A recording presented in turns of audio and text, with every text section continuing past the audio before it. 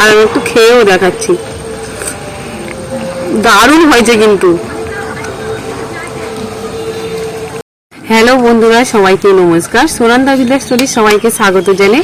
আবার একটা নতুন রেসিপি আপনাদের কাছে শেয়ার করব, যেটা বড় ছোট আমরা সবাই পছন্দ করি।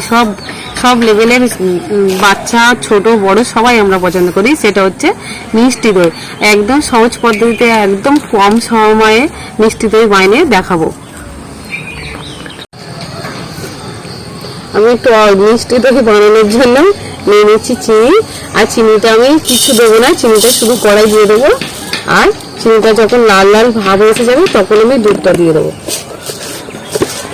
আমি গুঁড়ো দুধটা গুলে নিচ্ছি একদম উষ্ণ গরম জলে।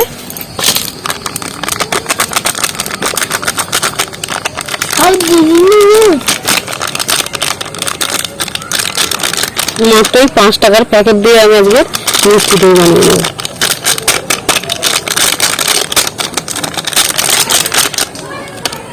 হাত তো লাগবে। হ্যাঁ দেখো, উষ্ণ গরম জল দিতেই দুধটা আমার কি সুন্দর গুলে গেছে। দুধটা একটুও ঢালা ঢালা ভাব নেই কিন্তু দুধের মধ্যে।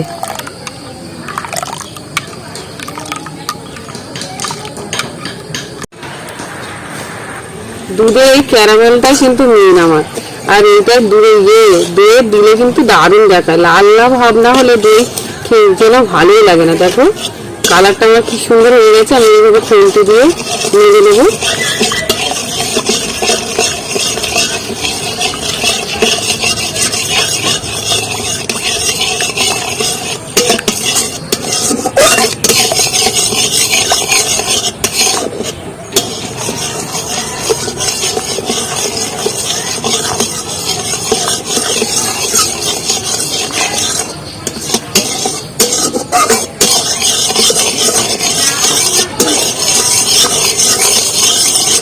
যে দুধটা আমি গুলে রেখেছিলাম, গুঁড়ো দুধটা, সেটা আমি চিনির ক্যারামেল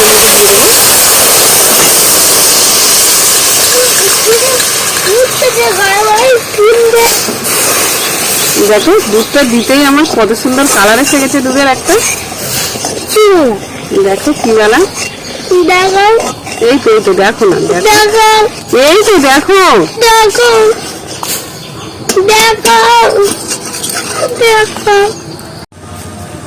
আমি জলের বদলে বাড়ির দুধ থাকা, বাড়ির গরুর দুধে আমি ব্যবহার করছি। খানিকটা দিয়ে দেবো, এতে দিয়ে দিচ্ছি।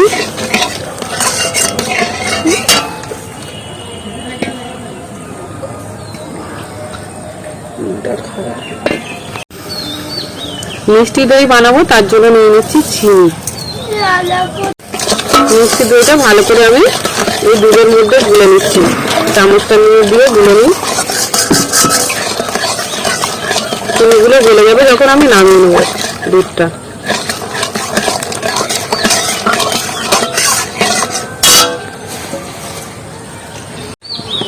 চিনিটা গলে গেছে, আমি দুধটা নামিয়ে নিচ্ছি। দুধটা আমি একটু ঠান্ডা করে নিই, তারপর টক দই দিয়ে দেবো দইয়ের মধ্যে। দেখো আমার দুধটা ঠান্ডা হয়ে গেছে। আর এমন দুধ যেন ঠান্ডা হয়েছে আমার আঙুলটা সহ্য করতে পারি সেই গরমটা। আর আমি দেখো আঙুলটা ডুবে গেছি, কিচ্ছু হচ্ছে না। আর এবার দিয়ে দেবো আমি টক দইটা দিয়ে দেবো এর মধ্যে।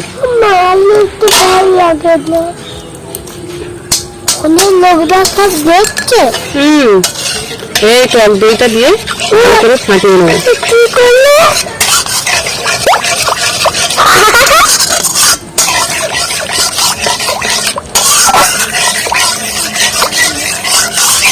দুধটা ভালো করে গলে নিলে জলটা খালি মিক্স হতে দেবে।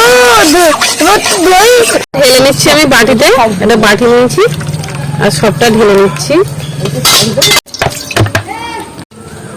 কড়াইতে আমি জল দিয়ে দিয়েছি আর এরকম একটা জলের মধ্যে রিং দিয়ে দিয়েছি। এতে দইয়ের বাটিটা বসাবো দই বানানোর জন্য। আর জাল দিয়ে আমি জলটা গরম করে নিচ্ছি। জলটা আমার ফুটে গেছে আর দেখো জলের মধ্যে গুঁড়ো হয়ে গেছে। সেই দইটা বসাবো, যে দইটা আমি এর মধ্যে দিয়ে দিচ্ছি। 10 মিনিটের মতো বলেছি দই তৈরি করে দেখাবো। 10 মিনিটেই দেবো। ওই বাসনটা আমি চাপা দিয়ে দেবো আর জাল দেবো 10 মিনিট। দেখো কড়ার মধ্যে আমি 10 মিনিট জাল দিয়ে দিয়েছি আস্তে। আর দইটা আমার কত সুন্দর বসে গেছে বাটির মধ্যে, একদম দোকানের মধ্যে দই বসে গেছে। আর একটু গরম আছে, ঠান্ডায় তো নিচে রেখে দিলে একটু বসে যাবে।